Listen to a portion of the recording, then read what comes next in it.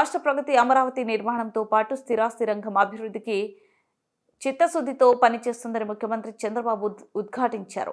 Brand AP దాంతో ముందుకెళ్తున్నామని, నిర్మాణ రంగానికి మళ్లీ ఊపు రావాలని ఆకాంక్షించారు.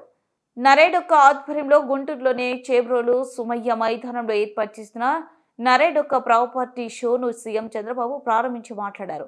వైకాపా విధ్వంసకాల పాలనతో ఆంధ్రప్రదేశ్ వెంటిలేటర్స్ పైకి వెళ్లిందని, అధికారంలోకి వచ్చాక ఆక్సిజన్ అందించి నిలబెడుతున్నామని చెప్పారు. నాటి పాలనలో ప్రజలు కూటమిని నమ్మి లిపించినందుకు అధికారంలోకి రాగానే రాష్ట్ర పునర్నిర్మాణం ప్రారంభించామని చెప్పారు.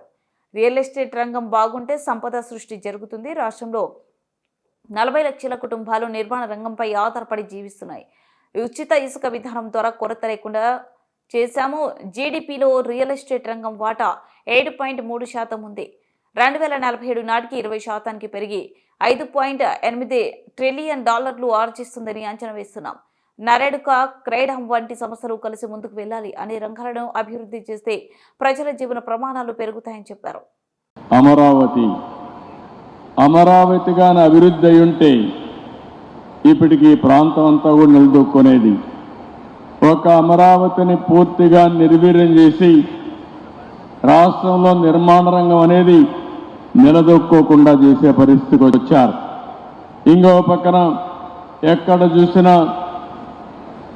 డెమాలిషన్ చేయడం, భయభ్రాంతులను చేయడం, ఇలాంటి చాలా కార్యక్రమాలు కూడా జరిగాయి.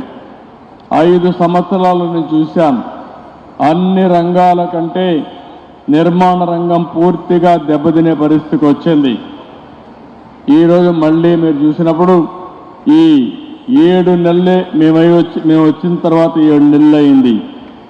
బిల్డ్ ఏపీ అనే నినాదంతో ఈరోజు మనందరం ముందుకు పోతున్నాం.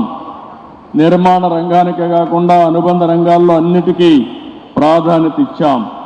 ఈ ప్రాధాన్యత వల్ల ఎక్కడికక్కడ ఒక పద్ధతి ప్రకారం ఇవన్నీ జరిగే పరిస్థితికి వస్తున్నాయి. మీరు ఒక పక్కన చూస్తే నా జీవితంలో ఎప్పుడూ చూడని విధంగా ఈరోజు భూ సమస్యలు వచ్చాయి. నాకు వచ్చే 100 పిటిషన్లు వస్తే అందులో 60-70 ల్యాండ్ రిలేటెడ్ సమస్యలే వచ్చాయి. రికార్డ్స్ తారుమారు చేశారు, భూ కబ్జాలు చేశారు, ఒకరి భూమిని ఇంకొకరు రాహించారు. కడాన సొంత ఒక ల్యాండ్ టైటిలింగ్ యాక్ట్ కూడా తీసుకొచ్చి ఇష్టానుసారంగా చేస్తే అవన్నీ రద్దు చేసి ఈ ల్యాండ్స్ అన్నీ మళ్ళీ ప్యూరిఫై చేయాలంటే చాలా సమయం తీసుకొచ్చే పరిస్థితి వచ్చింది. నేను మిమ్మల్ని అందరూ కూడా నిర్మాణ రంగంలో ఉన్నారు కాబట్టి ఇప్పుడే తిరుపతిరావు గారు కానీ మీ వాళ్ళందరూ చెప్పారు, ఒక మాట చెప్పారు, మేము తప్పు చేయం, ఎవరైనా మాలో తప్పు చేసే వాళ్ళు ఉంటే గట్టి చర్యలు తీసుకోమని వాళ్ళు కోరారు. అందుకే నేను చెప్తున్నా, ఈరోజు first time land grabbing prohibition act కూడా తీసుకొచ్చాం. ఎవరైనా కానీ ల్యాండ్ గ్రాబింగ్ చేస్తే మాత్రం ఎవరిని వదిలిపెట్టమని చెప్పి కూడా నేను మీకు తెలియజేసుకుంటున్నా.